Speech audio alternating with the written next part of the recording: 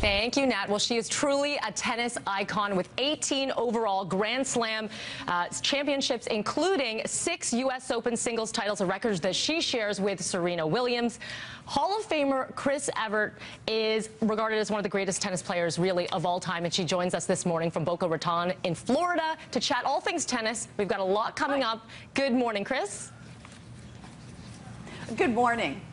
Okay, let's talk about the U.S. Series Open, which is going to be kicking off soon. All eyes are on, well, really, there's a lot to watch. Let's talk about the men first, who we should be watching, because, you know, Federer coming off a big Wimbledon win.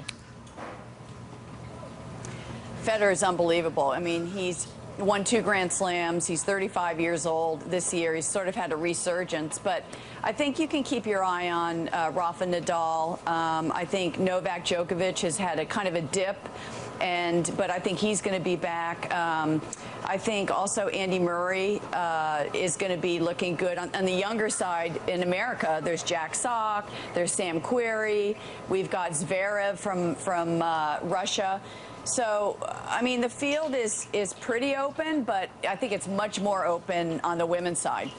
Okay, so let's talk about this. Serena Williams, who, of course, has dominated. She is pregnant right now with her first child, so obviously she will not be in competition at this point. Who should we be watching out for?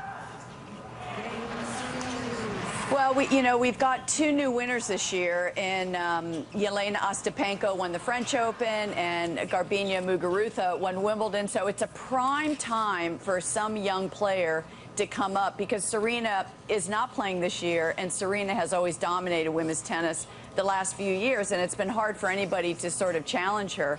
Now that she's out, though, we see that there is a prime opportunity. So who will it be? You know, will it be Madison Keys from America, Coco Vandeweghe?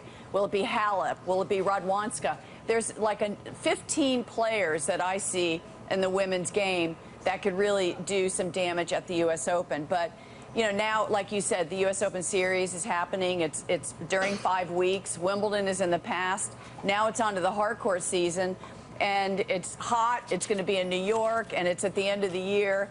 The Rogers Cup, actually, which you're having in your hometown, is coming up in a few weeks, and I'm going to be commentating that for ESPN. So I love that tournament. That's a great historical tournament for Canada.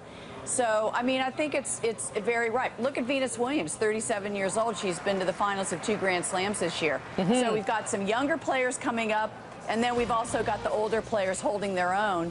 So it's a very transitional year, I think, for the women's game. Absolutely. I just want to revisit Rogers Cup. By the way, the event held in Toronto August 5th to the 13th, and the men's event in Montreal August 4th to the 13th. Montreal. In Montreal, rather. Sorry, Montreal. Right. What is your favorite part about the Rogers Cup? Because, like you said, it is a little different, and it is a lot of fun.